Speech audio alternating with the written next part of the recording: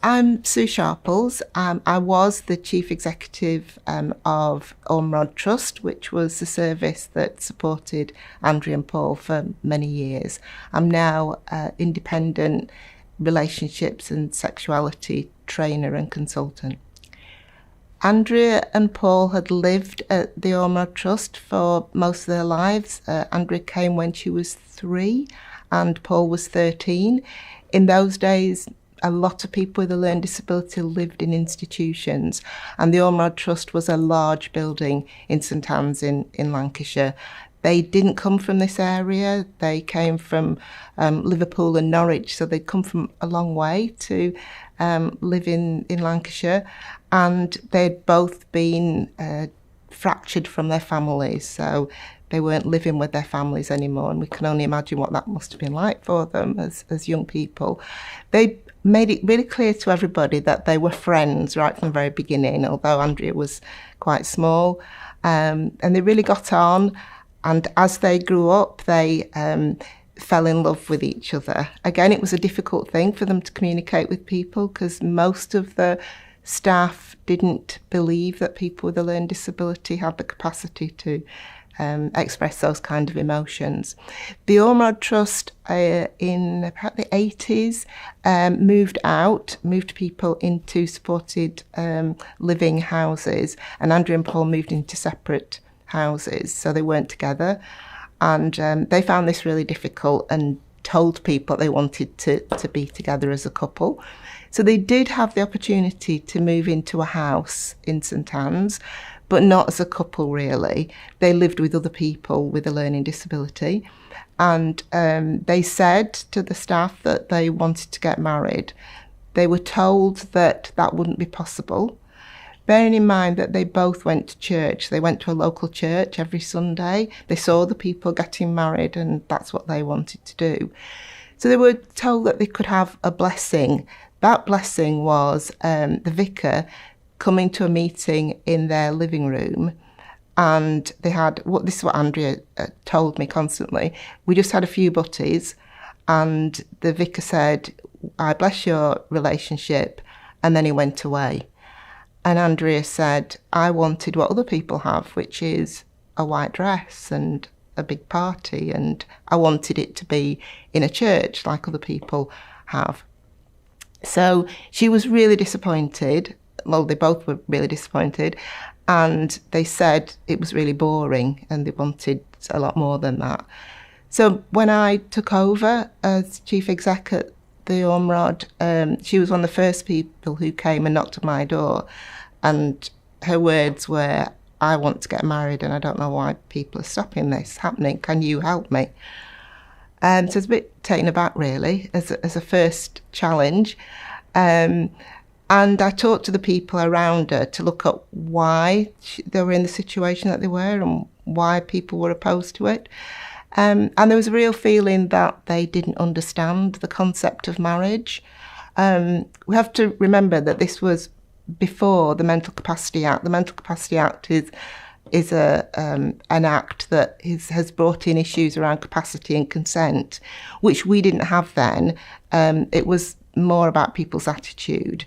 However, I do think if they were around now, they would have had capacity to consent to marriage. So I talked to them about all the normal things, about saving up for a marriage, about consulting other people, about how it was going to work, and we had to plan it properly.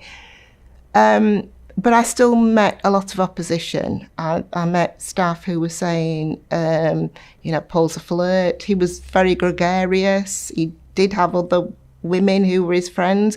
They'd actually never been taught about what relationships were. But what really shone out for me was the fact that they really loved each other and they were committed to each other. And I felt on a human level that it would be cruel to stop them developing that relationship.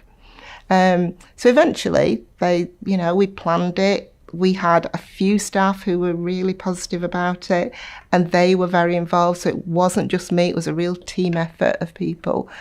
And one of the very emotional parts of it was that Andrea hadn't seen her parents, because in those, in the 80s, people were told if they had a son or daughter with a learning disability to forget about them and send them to an institution. And Andrea hadn't seen her mum and dad for years. And we had what's called a person-centred planning meeting. We got people together to discuss the wedding, and we invited her dad. And that was the first time that she'd seen him for years. And she asked her dad to give her away. And that happened. So, some really, really positive things came out of this experience. It wasn't just the wedding, it was the connections that people were able to make. So they got married, and it was a wonderful day. And then what was fantastic was, and Progress was very involved in this, they used to live with other people, and Progress redesigned the house so that they had their own flat. So they had their own living room and bedroom and bathroom. And so they were able to live together as a couple.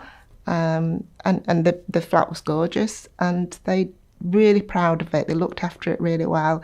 He didn't have other girlfriends. She didn't have other boyfriends. All the things that people said would happen didn't happen. They just lived really happily for 10 years until, sadly, she passed away. But it's one of the best things that I did in my career, and I've retired now. But they spurred me on to do other things. But, seeing how happy they were and seeing what their life was like. They both had jobs. They both had paid jobs. They both also did a volunteer job doing the gardens of older people in the local area. They had lots of hobbies. They had what I would describe as a good life. And as support services, that's what we're about. It's about giving people the best life that they can possibly have. And relationships are a big part of that. I became an advocate for Andrea and Paul and appeared on This Morning on TV with them. They thought the experience was absolutely fantastic. They really enjoyed being there. The purpose of it, from our point of view, was to raise awareness of the fact that people with a learning disability can get married, can have relationships and lead ordinary lives. As a result of that experience, we had a lot of contact from people from all over the world about relationships, particularly parents of younger children who said that they didn't have any hope, and they'd been told things like, your son or daughter will never have a relationship. So the impact was very much about raising awareness of relationships in people's lives and the opportunities that people might have in the future. So the lessons that have been learned from their story are that it's possible for people to have relationships, and we should acknowledge that because somebody has a learning disability, it doesn't mean that they're not capable of love, and relationships are important. So I think we have made some progress in that support organisations think a bit more about relationships, but we certainly haven't made the progress that we ought to have made. And one of the legacies, from my personal point of view, is that Andrea and Paul taught me that we ought to be looking at it. But also families and people who work in services struggle with the whole idea of talking about sex to people. And, I got a lot of people looking down at the floor when I said, have you talked to Andrea and Paul about sex?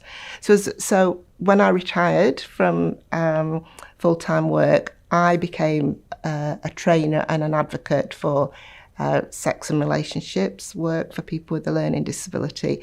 And I tell Andrea and Paul's story at training courses, conferences, and all those sort of things. And I work with Skills for Care, the national training agency, to develop training for people who work in services. And I train people with a learning disability about relationships. It hasn't improved in the way that I hoped it would. In the 17 years since they got married, there have been some small improvements, but we've got a long way to go.